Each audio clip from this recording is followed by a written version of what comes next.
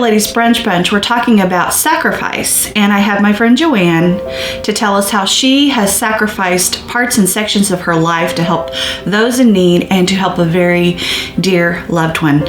I'll see you in a minute, my friends.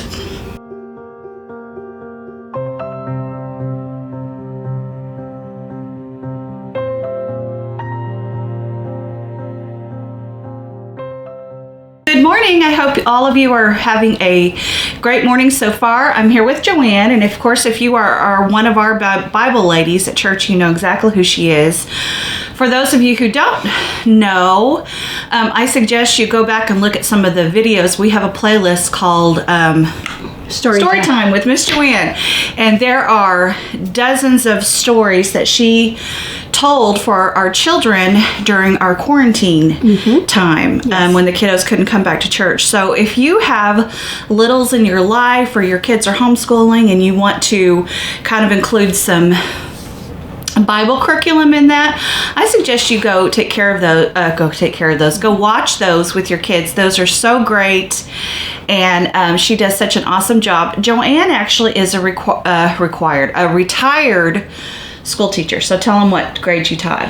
I taught 5th grade for 2 years, and then after we had our first son, I went back to teaching and taught 2nd grade. So most of my career out of over 30 years was in 2nd grade. 7 and 8 year olds. Yes. But she has done our children at church for quite a number of years. Yes. And so talented and such a heart for those kids. And I know that when you're parents, you always are nervous about, bringing your kids into a new situation, and Joann always makes those kids feel welcome. Something else Joann does, and we're going to touch on this in just a little bit, but she also is the coordinator and director of our community kitchen meal. Can you explain what that is? The community kitchen meal is a free meal offered to anyone in the community every Monday night. We were serving indoors for a while, but when the quarantine came, we decided that we didn't want to stop the meal completely, so we have gone to curbside pickup. We have ladies and gentlemen who come and help volunteer or donate dessert, come and help clean up afterwards, but we prepare a nice meal for people and package it in a to-go box and deliver it out to their car out in front of the church every Monday night.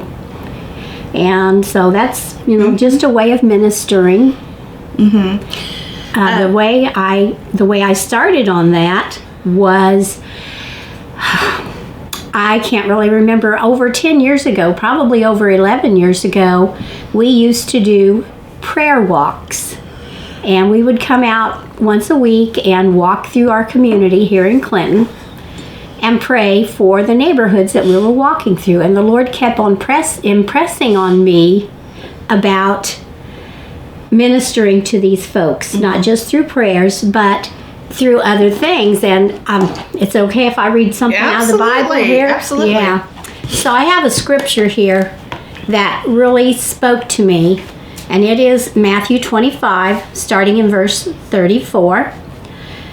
It says, "And then the king will say to those on his right hand, 'Come, you blessed of my Father, inherit the kingdom prepared for you from the foundation of the world. For I was hungry, and you gave me food. I was thirsty, and you gave me drink. I was a stranger, and you took me in. I was naked, and you clothed me. I was sick, and you visited me. I was in prison, and you came to me.' Then the righteous will answer him, saying, 'Lord, when did we see you hungry and feed you, or thirsty and give you drink? When did we see you a stranger and take you in, or naked and clothe you? Or when did we see you sick or in prison and come to you?' And the king will answer and say to them, 'Assuredly I say to you, inasmuch as you did it to one of the least of these, my brethren, you did it to me.'" And so that spoke to me about when I want to be a minister for Christ, that means I'm ministering to others. And I know that the volunteers that have worked with us down through these years with the community kitchen have felt the same call and burden. And so I talked to the person who was the pastor at our church at that time. It was Brother Hauser, and told him what I was feeling, and he said, if that's what the Lord's telling you to do, we'll back you up, but you need to take the initiative. There was another local church here in the community that was already feeding people, and they were gracious enough to let me come and work with them, and they were mentors for me. We shared recipes and ideas and what works best, and so they blessed us in that way and helped us. And so, as I said at the beginning, we served a lot of meals during these over 10 years inside so that we could pray with people. We could get to know them as a Monday night family, because many of the folks that come don't just come because they need food. They need some fellowship. They need some time to get out. Not everyone who comes can't afford food. But maybe they don't have anyone to talk to. And so now that we've done it curbside, those that like to talk still find a way to have a conversation or two, especially with Pastor Teague. He's a great conversationalist with some of the gentlemen, especially that come to pick up food on Mondays. They always have a question or two for him, and he's more than willing to talk with them about what he does. I will say, though, that Joann's husband, Donnie, is the most extroverted extrovert. He knows everybody, and he's willing to spend time with anybody who comes in. Yes, I know that quarantine has greatly, it's been hard for him to stay in. So I know he has enjoyed just seeing a few faces. Oh, he really has. And he's actually been a great supporter of any of the ministries that God calls us to, because he's of the same mind that I am. God has given us each other as husband and wife, and so what one's ministry is also the other's. Yes, absolutely. And we are co-workers in that for Christ. And my husband and I believe that also. I think that's what makes for a great team. You don't actually have to have the same burden necessarily, but you do need to be willing to do what it takes. I can't tell you how many times Troy's over there setting plates and, hanging balloons from the ceiling, and he doesn't care about that stuff, but he knows that I do. Of course, we haven't had a lot of that with quarantine. Haven't been able to, but we want to get back to it. We really do. Yes. What we're going to talk about in a minute, I know it's going to be hard for you, but what I want to talk about a lot during this course of this series, we're talking about learning to live a beautiful life. And it's more than just having beautiful things to wear or going to beautiful places. It's having a mindset that you have joy and grace in your life, and that you can recognize God's blessings for what they are, and that you can truly find peace. What that does, though, is sometimes it stretches us. Yeah. And it makes us examine parts of our life that might be hard. It also requires sacrifice from us. The beautiful things in life are not always easy. And as Joann could attest, even her Monday community kitchen meal, you have come across some strange ones. Interesting. Interesting. There's a lot of broken people. Yes. A lot of people that come from really horrible circumstances in their past. They've had trauma. They don't really know how to communicate well they don't know how to play well with others, so to say. They've never been inside a church building. Yes. And so even though this is a meal and it's a fellowship hall, it is still God's house. Yes. And so, she's had to there was some things that had to be learned. Yeah. Had to put some posters up at one point to remind everybody this was God's house. And yes. Not the pool hall. She had to kind of be judicious about where she put supplies like toilet paper, because people sometimes have sticky fingers if they think they're in a need. Mm-hmm. Some of those kinds of things that you want people to do better, but they're just not capable at the time. So you find grace. You just do what you can to remind them it's okay to have boundaries and things, especially concerning God's house. But what we're talking about is sacrifice. And how many years ago did your mama die? It was 2 years last October. 2 years last October. And I was blessed to know Miss Helen. Miss Helen was raised a southern girl. She's from South Carolina. And she had a passel of kids. How many brothers and sisters do you have? 6 brothers and sisters, so 7 children. 7 children. Yes, and we're all still alive and Yes. well, alive and kicking. Where are you in that number? I'm number 2. You're number 2. I'm the oldest daughter. Uh-huh. What I find fascinating about Joann's family, now they're all very accomplished people in their own way, but Miss Helen also managed to raise 2 school teachers and 2 nurses. And that's for that many children to go to college, especially when your family weren't college educated. No, we weren't. So, But, I mean, they made sure that we got the education that we needed or that we wanted, that we thought we needed, maybe. I don't know. I mean, those things were important to Mom and to Dad both. We learned common sense things too at home. yes. So that was important. And my brothers don't have college degrees as far as like for education or nursing or anything like that, but they were accomplished in the work that they did. Yes. And they are both retired now. As a matter of fact, I'm trying to think. I have 3 sisters who are not retired. So 4 out of the 7 are old enough that we've all retired now. In fact, your sister Mary also attends our church. She's the other school teacher, and she just retired. Yeah. And she's loving it. You're loving it.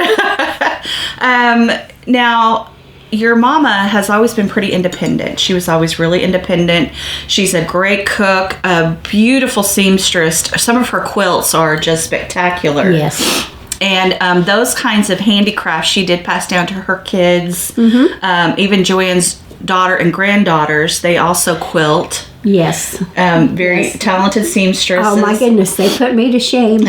Very, very work well with their hands, and that kind of work ethic all the kids have that I've come in contact with. They have a very strong work ethic, all the kids, and I know they saw that in their grandparents, in their grandma. And now, how many years ago? Tell me about your mother's accident, the first one when she. Well, she every once in a while, she would say she was getting dehydrated, and she would get real weak and pass out. One time when she did this, she called my sister-in-law Jackie, and she said, I've gotten dehydrated again and I've passed out. I think I'll be okay. Well, my sister looked at her and said, I think you need to go to the hospital. And in the process of going through all of this was, I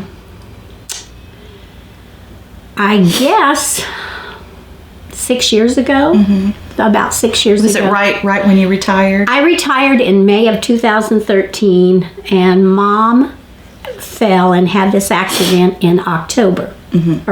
September, the end of September, beginning of October, somewhere in there, 2013. And so I was at church with Donnie because we had been coming in at 8 in the morning and spending time in prayer.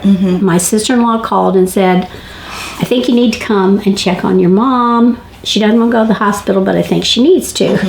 So she was so tough. Mom was so tough. We got out there and I said, you need to go to the hospital, Mom. I said, if you're dehydrated, they'll give you an IV and get you back where you need to be. But you've got some bumps and bruises. We better get it checked out. How old was she at this time? She was in her 80s. Let me see. I have to do some subtracting. Well, you don't have to do that much math. Okay. Yeah. So I would say maybe 85, 86, something. I can't remember exactly how old she was. But my sister-in-law Jackie and I helped her get dressed because Mom was one of those ones. She was retired. She wasn't going to get out of that nightgown or house coat until she just absolutely had to. And if she didn't have to go anywhere, she wasn't going to get dressed. My kind of woman. So we helped her get dressed. we got another sister-in-law over who lived across the street named Shelley, and you that come to church, you know Shelley. We had one of us walk in front of Mom with her hands on our shoulders. The other two walked beside her. We got her in the car, got her to the ER, and they, of course, started doing some checking. They called us back to the room and they said, your mother has a broken neck. And of course, our first thought was, oh my goodness, we pulled all these clothes off of her head, pulled them down over her head. She was sent to Methodist Hospital in Indianapolis, and they put a brace on her. And I don't remember the exact parts of the bone and back through there that were broken, but they said usually there's some paralysis and stuff with it, and Mom wasn't going to have any of that. So they kept her at Methodist Hospital, and several of my sisters and I stayed up there with her overnight, slept a few days up there.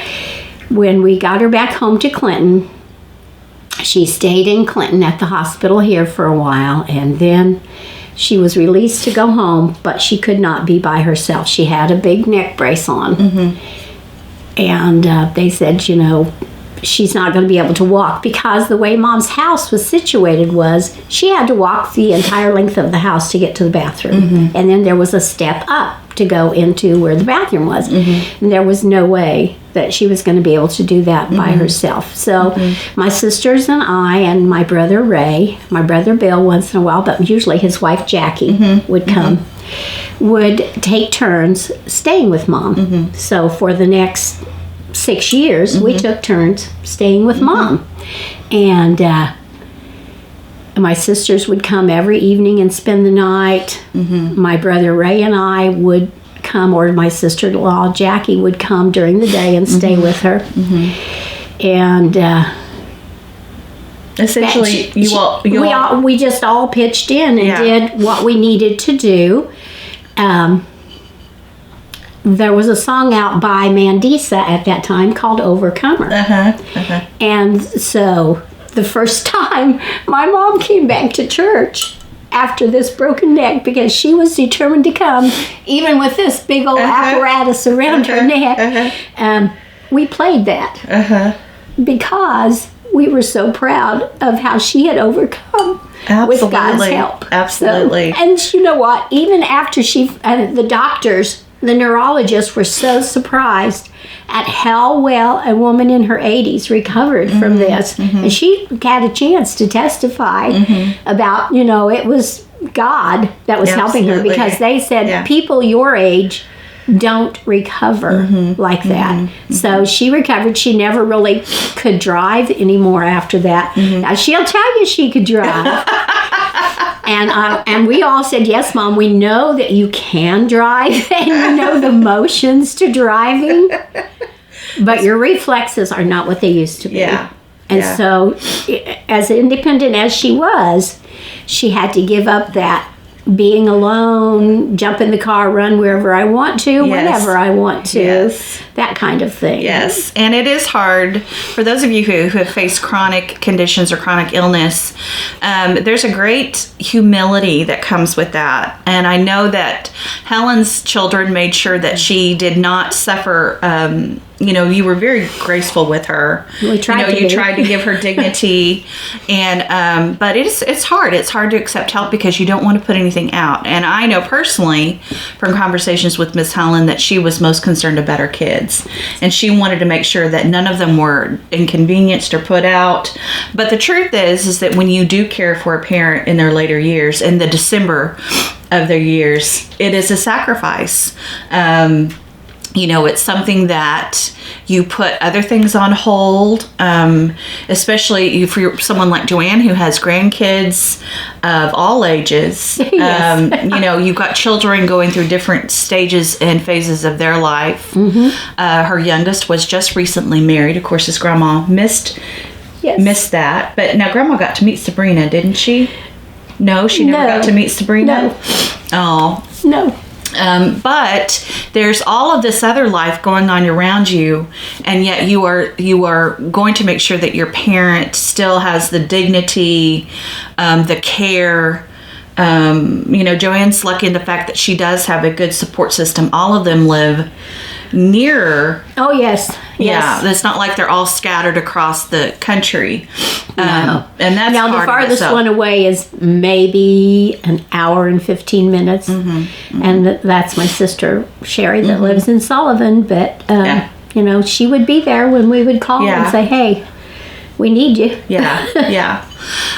So for those of you who are going through or worrying about that, what was your typical day with your mom like? What did I know personally, and I don't know if you would say this yourself, but you were very aware of making sure that you kept to her rhythms, her schedule. Oh, yeah. Because you're an early bird, and so you would have.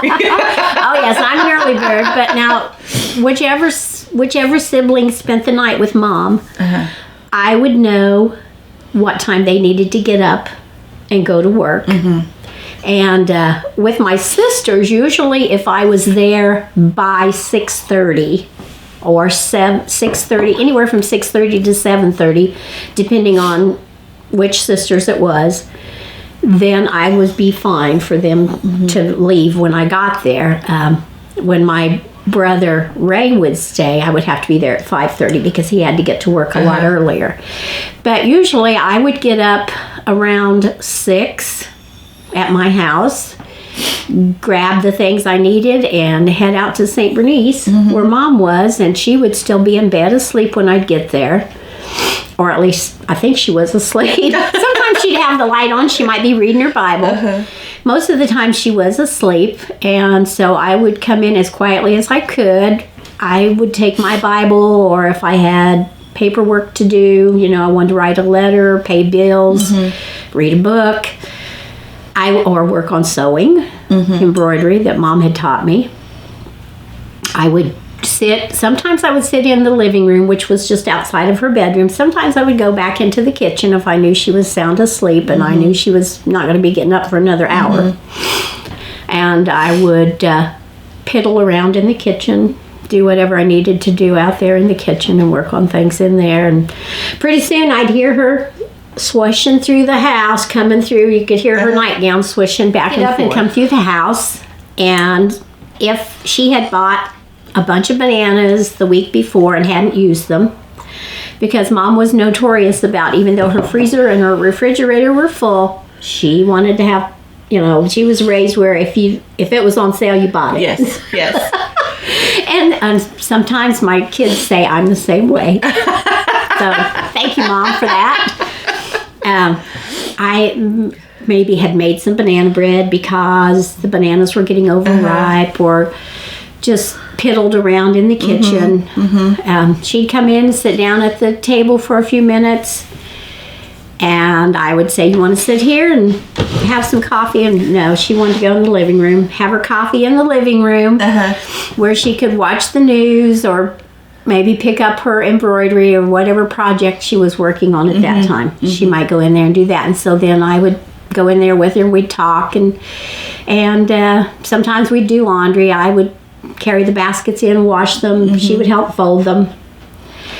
I do remember her bed was pushed up against the wall, and I will tell you, for a 60-year-old woman to crawl across that bed and try to change the sheets and stuff, it was not a pretty picture. It was not a pretty picture. So, but it was something that needed to be done. And sometimes my sister-in-law, Jackie, would come down and visit with us. If there were grandkids at home, because she had kids and grandkids living around her, they might come over and visit a little bit once in a while. Mondays, I would stay with Mom most days until whoever was spending the night with her would come. And if something came up and I had to leave early, like on Mondays to do the Monday meal, my sister-in-law Jackie was always faithful about being there and plenty of time for me to get back to my house and get down to the church and do the meal. in a pinch, I could call my brother Ray after he retired, because he just lived across the street, and he would come over and stay with Mom.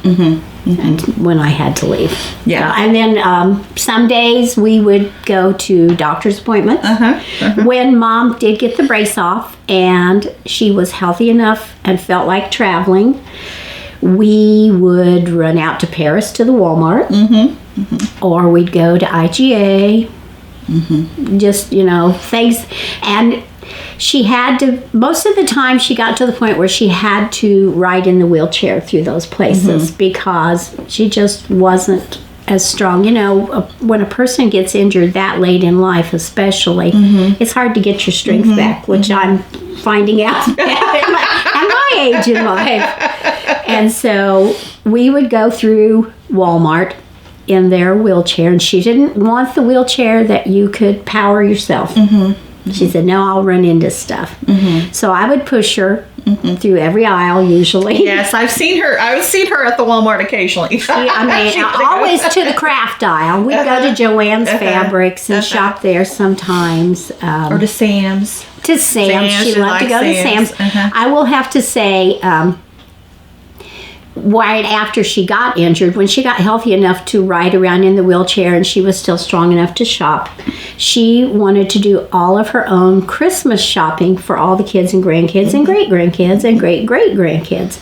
And so my sisters and my nieces would usually meet us at Sam's or somewhere in Terre Haute, and we would take turns pushing her through the store and loading up her cart with the things that she wanted for everybody. Toys R Us was still open at that time. Spent a lot of time in there.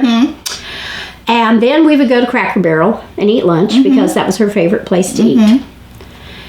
As long as she was still healthy, every year over spring break for the schools, some of us would go with her on a trip to Pigeon Forge. And some of her cousins that were from South Carolina would come up, and we would spend several days down there visiting and gadding about through the shops and things like that. So she, like you said, she was not a stay-at-home person. She was very independent, and she wanted to be able to do as much as she could. So we tried to let her do as much as she was able to. I did get a nickname, Tattletale. Because she was supposed to be doing physical therapy, and there was a home physical therapist that would come to the house, and they would say, how many times did you walk back and forth to the door? And she would look at me. She'd say, you might as well tell them because you're going to anyway.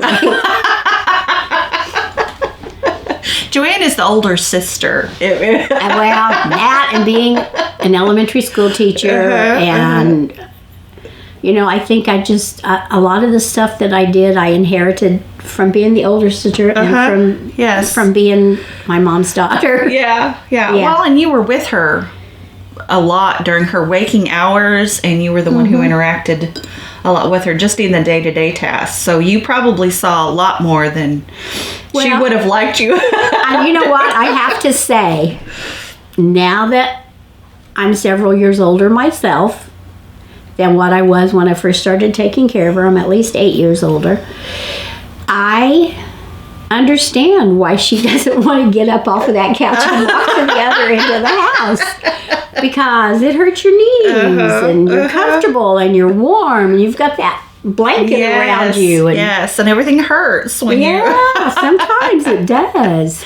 Now, something I really appreciated that you were really good to make sure that she was still involved with what she could be at church. Because she had been a Sunday school teacher. She had been really involved. And of course, when you have those kinds of injuries, when your mobility is such, you can't do as much. Now, she was faithful to attend the ladies' meetings or, any of that kind of thing. But you also made sure that she was, whenever we had a church dinner or there was a funeral dinner, Miss Helen was the one who called and organized everyone. Right. She was the coordinator for that, and she would call people and say, we're putting together this meal or wedding shower or baby shower, whatever.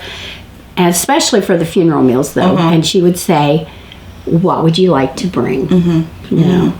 So as you know, as a church, we usually do. We order chicken from the local IGA and maybe a ham, and then everyone else, brings in what they can. And so she would be responsible. That was her. She was the director, and so she would call and write it down. Had her list of things that any kind of activity we had like that, she would take care of that. And I really, from seeing that myself, I really suggest if you have a parent that you feel is maybe not as interested in life anymore, give them some responsibility. They're not children, they still want to feel included, and they will feel like they're beneficial. I know personally from first-hand experience, when you can't do what you think you want to do, you feel like a waste of space, and you feel like you're wasting everybody's time.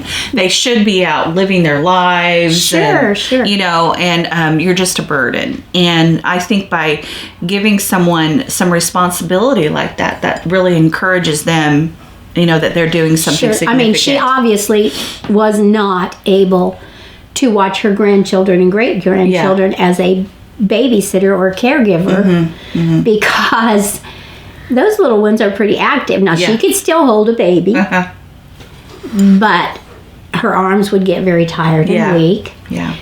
But she could still teach them how to bake. She could teach them how to make noodles. Yes, that was a big family tradition. How to embroider.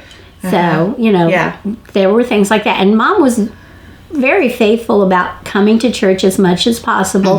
I'll have to say, my sister Mary, who also lives in St. Bernice, which is where Mom lived, was very faithful about getting Mom to church on Sundays. And and it was funny because church starts at 10:30, and invariably they would be in a little bit after that, and Mary would say, well, I couldn't get Mom to move. And Mom would say, well, Mary just wouldn't move any faster.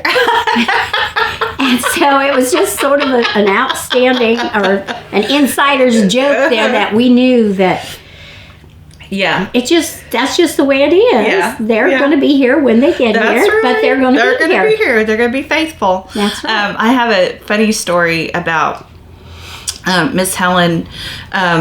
I don't know if I probably talked about this on my blog. I know I've talked this on my blog, and I might have talked about it on a video, but the Muffin, Pastor Troy, my husband, is an avid cyclist.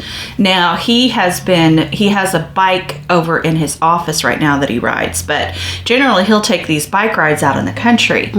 And Josiah, our son, goes with him sometimes.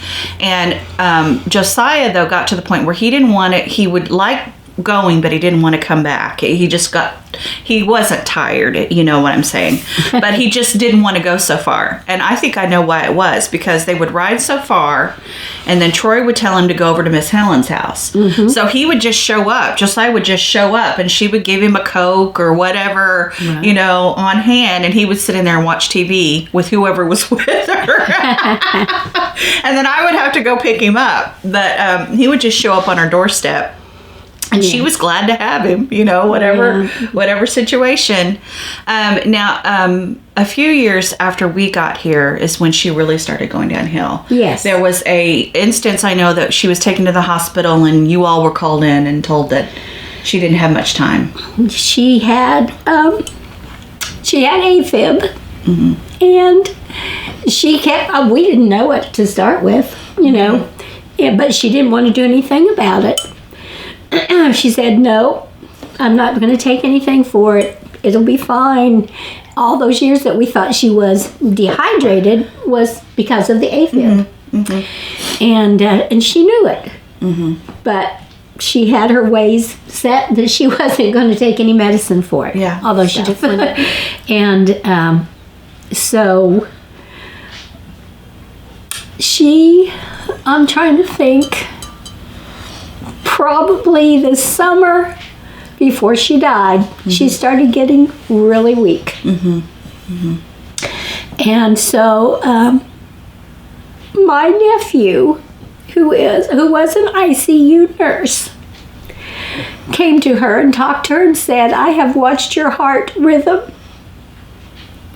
I can't do it anymore.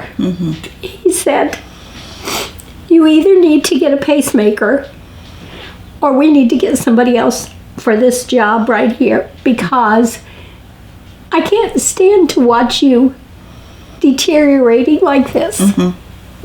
And so, bless his heart, he talked to her. She said, okay, I'll do it. And so she had a pacemaker put in. She felt better instantly. But she was close to 90. We had a 90th birthday party for her. And then she lived a couple years after that, I guess. So my timeline was wrong back there. But she had that pacemaker put in, and she felt better instantly. She still needed someone with her. And then the summer before she did die, she got progressively weak. She had congestive heart failure. Yes, she did. I forgot about that. And so she was hospitalized a lot. We all took turns staying with her, even through the night, because she did not like to stay alone at night. And so some of my sisters, well, one of my sister's daughter got married, and Mom could not be there. She wanted to be, but she could not be. So another sister stayed with Mom, and they live streamed the wedding. And so Mom even got to be interviewed for the wedding because of that. And then she stayed at the hospital a little longer. She came home. She went back to the hospital. She was on what they call a swing bed, where she could go out for doctor's appointments and stuff. Couldn't go out to get her hair done, although she would have liked to have done that. That was her big Friday thing, getting her hair done every Friday. And so we were actually, my family went with my older daughter, Sarah, and her family to Disney at the end of September. And on our way back, one of my sisters called and said, talked to my husband, he didn't want to alarm me, and said, Mom keeps asking when Joann's going to be back. We don't think she has much longer, and she's holding out for Joann. And so we could have driven all night, but I said no. She wouldn't want us to drive all night from Florida. We're going to stop and spend the night somewhere. We need to be safe too. So we got home, and she was home from the hospital in bed with hospice. And for the next month, we took turns, all 7 of us, kids and grandkids and great-grandkids. We were there we were there 24 hours a day. And my sisters would do work from Mom's. One of my sisters, Sherry, couldn't always get off work, but she would be there as much as she could be. Of course, my 2 brothers were there as much as they could be. Brother Teague came by to see Mom. A lady from church, Terry, came by to see her. And one of the days that we were there, and Mom was there for a month. She was at home with hospice for a month.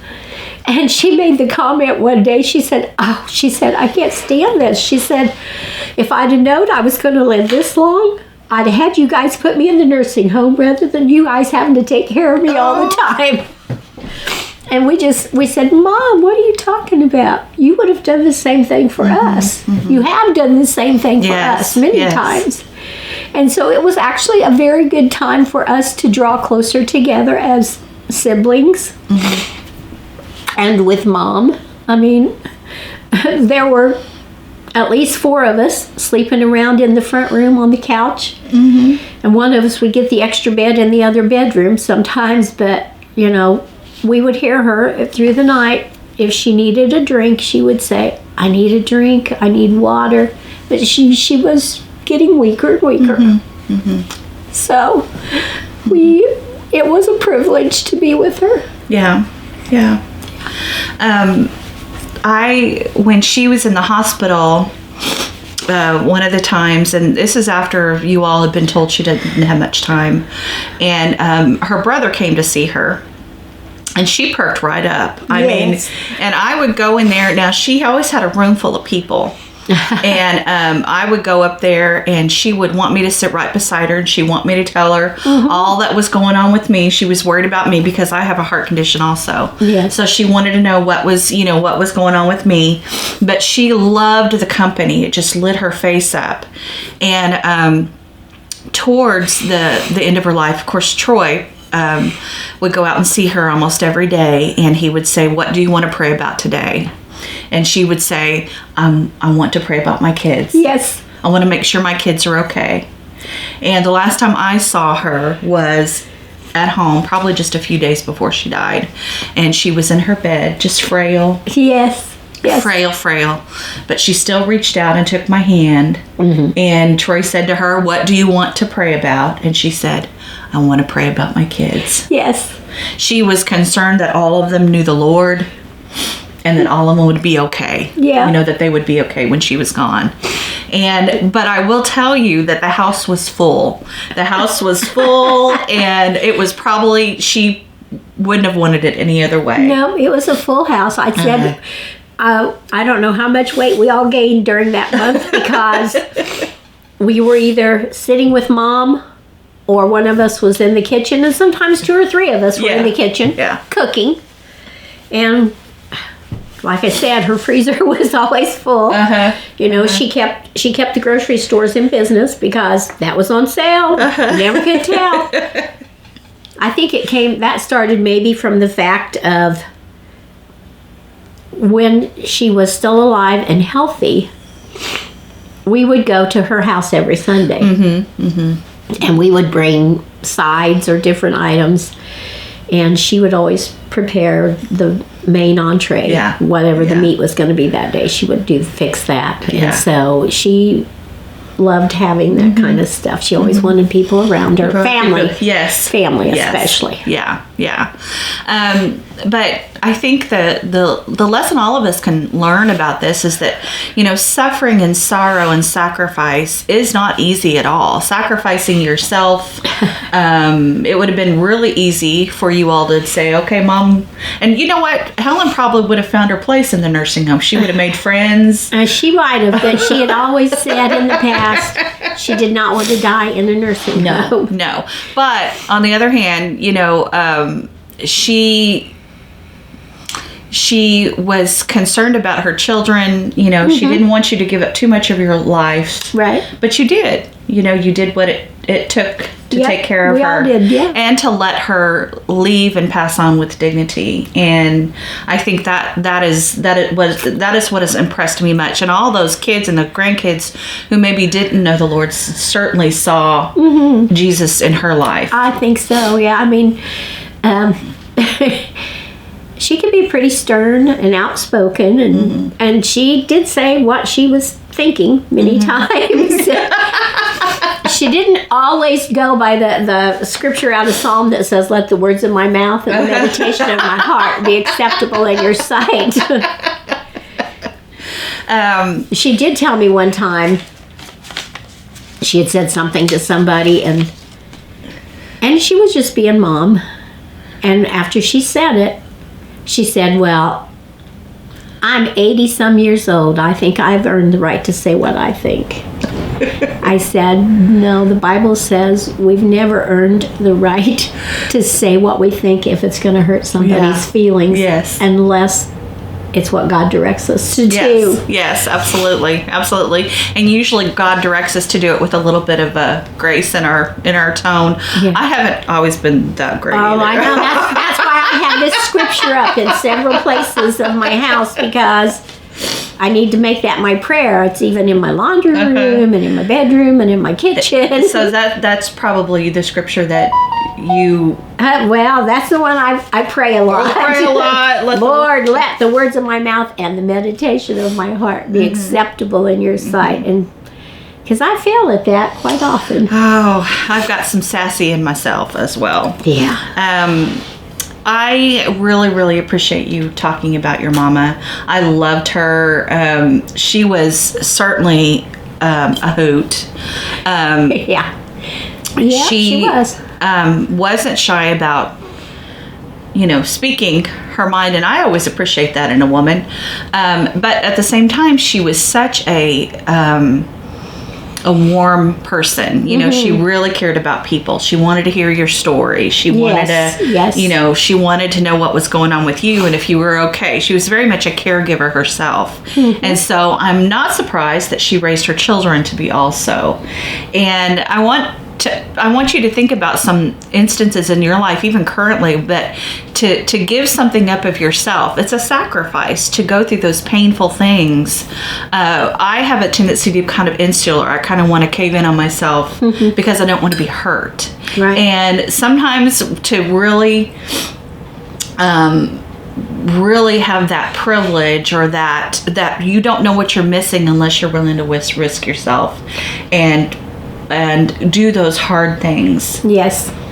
And sometimes you don't know it until it's long past. Yes. You don't realize what a privilege and a blessing it is. Yeah.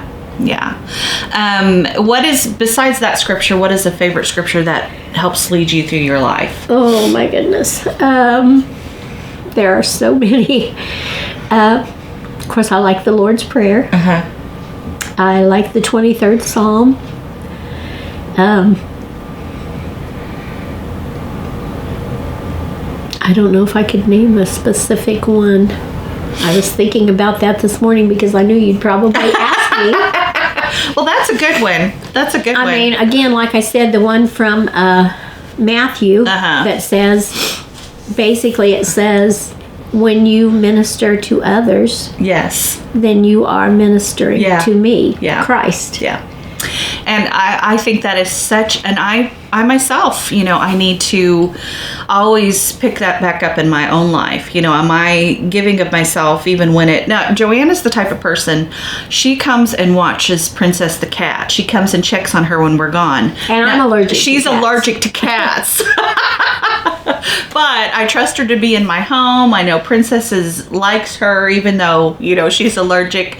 I don't, Joann's not the type that's going to look on my dusty corners and go talk about it, because I have plenty of those. Well, that's because I have so many at my house. It just makes me feel right at home. Anyway, but I would encourage you to take those things to heart. Think about those areas in your life that you could sacrifice, that maybe God's calling you to a ministry, or to maybe there's a shut-in or someone that could use a bit of your time and attention. It's never easy to sacrifice parts of ourselves, our lives. No. We go into something thinking, okay, this is what my retirement's going to look like. I'm going to do this with my retirement, and it doesn't. No, God had other plans. God had other plans, and He needed your mama needed you. Yeah, and it was in His timing. It was in His timing.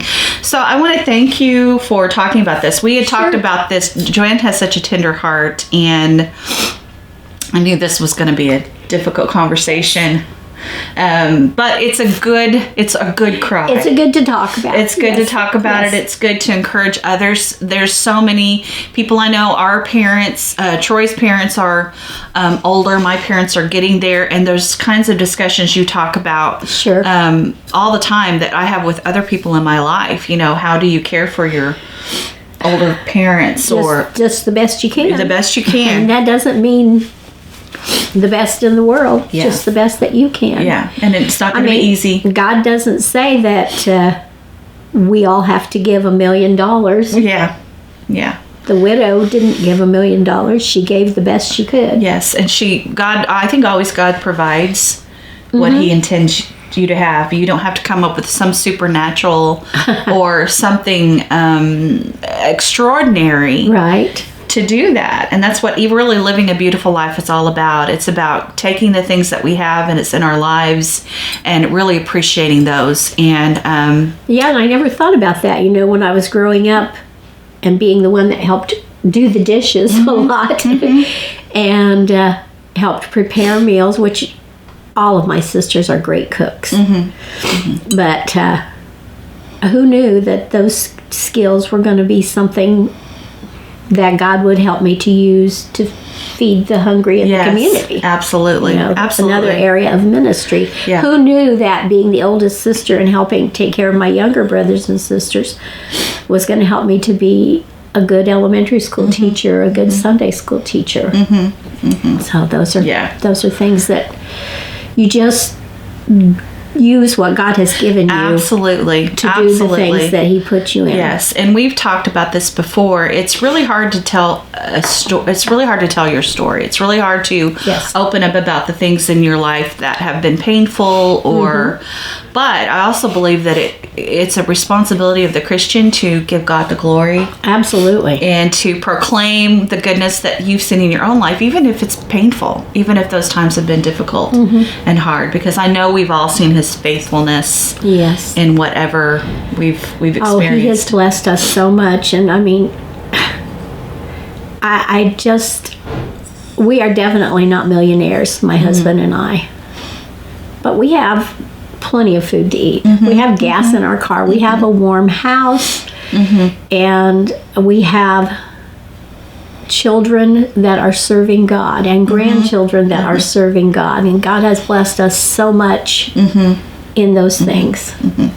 One of these days, I want to talk to you about when we do another series. I want to talk about some of the fun things you've done for your grandkids, because I love some of the Christmas little things you've done. Joann just is so creative, and she's got grandkids that live close to her, and she's got grandkids that live far away. Yes. And she has managed to stay in connection with them. Well, I sure try to. I know right now my granddaughter that is a second grader in Kentucky calls me every Tuesday and reads a chapter out of a book to me. And so we have a great time doing that. Yes. So one of these days we'll talk about the way to stay connected. So for right now, I want to thank all of you. I want to thank you so much. You're welcome. As I know this is a hard conversation. Yes. But I hope that you have been blessed by it. If you want to look on the blog, I'm going to have some of the scripture that Joann talked about that you can print off and you can put away around your own house. So if it's something that you really want to take to heart. And of course, I want you to do beautiful things this week. Make sure you're breathing in and out and have a wonderful day. Bye-bye.